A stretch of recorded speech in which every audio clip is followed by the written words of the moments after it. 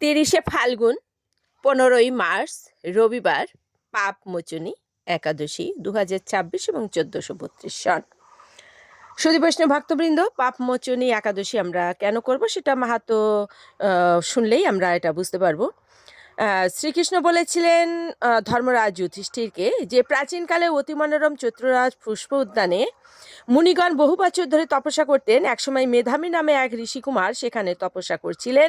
মঞ্জুঘোষা নামে এক সুন্দরী অপ্সরা তাকে বশীভূত করতে চাইল, কিন্তু ঋষির অভিশাপে ভয়ে সে আশ্রমে 2 মাইল দূরে অবস্থান করতে লাগলো।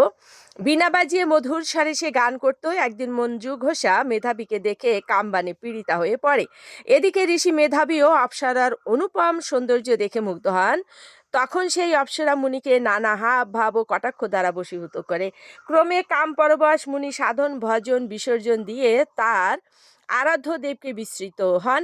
এইভাবে অপ্সরার সাথে কামক্রিয়ায় মুনির বহু বছর অতিক্রান্ত হলো।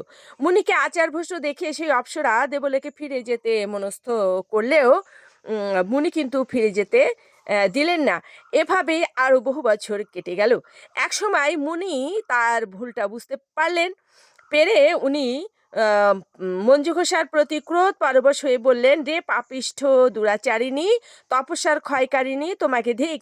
তুমি পিশাচি হও। মেধাবীর শাপে অপ্সরার শরীর বিরূপ প্রাপ্ত হলো। তখন সে অবনত মস্তকে মুনির কাছে সাপ মোচনের উপায় জিজ্ঞাসা করল।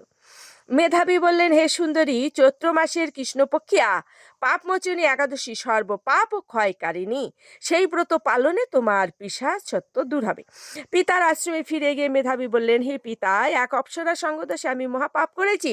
এর প্রায়শ্চিত্ত কি, তা কৃপা করে আমায় বলুন। উত্তরে চব্বনমুনি বললেন, চৈত্র মাসের কৃষ্ণপক্ষিয়া পাপমোচনী একাদশী ব্রতের প্রভাবে তোমার সমস্ত পাপ দূর হবে। পিতার উপদেশ শুনে মেধাবী সেই ব্রত ভক্তিভরে পালন করলেও তার সমস্ত পাপ দূর হলো।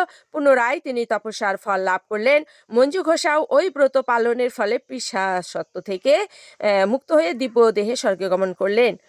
তো হে মহারাজ, যারা এই পাপমোচনী একাদশী পালন করেন তাদের পূর্বকৃত সমস্ত পাপই ক্ষয় হয়। এই ব্রত কথা পাঠ ও শ্রবণের সহস্র গোদানের ফল লাভ হয়। সুধী বৈষ্ণব ভক্তবৃন্দ, অবশ্যই যেন আমরা পাপমোচনী একাদশী ব্রত পালন করি।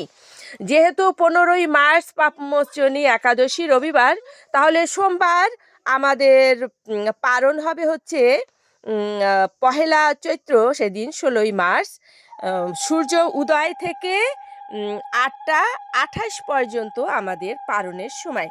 তো সুধী বৈষ্ণব ভক্তবৃন্দ, আমরা ব্রত